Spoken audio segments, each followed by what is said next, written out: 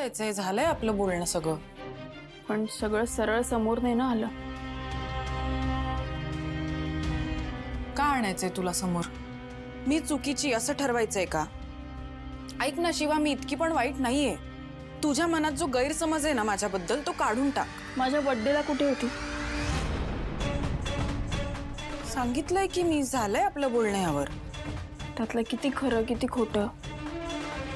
खरंच आहे सगळं. मी चंदन सोबत होते. चंदन बरोबर होती तू? हो. नक्की? आता मी कितीही काही सांगितलं तरी तुला खोटंच वाटणार आहे. काही अर्थच नाही अगं असं बोलण्यात. दिव्या थांब.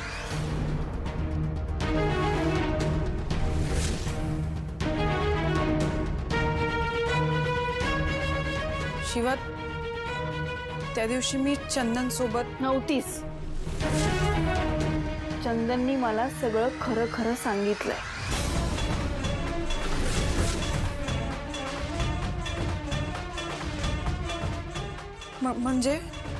म्हणजे तू जे लपवलंस ना माझ्यापासनं ते सगळं त्याने मला सांगितलं.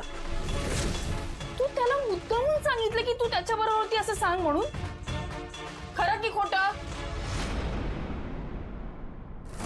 तू का असं वागलीस दिव्या?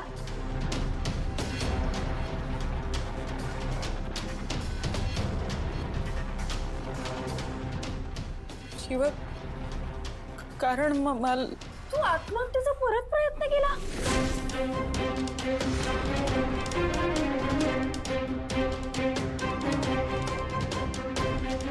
चंदननी सगळं सांगितलंय मला.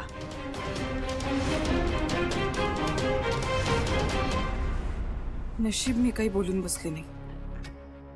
अगं शिवा, एवढं पण कोणी इमोशनल होऊ नये ग. हाच तुझा वीक पॉइंट आहे. तू का सतत तोच तोच विचार करतेय?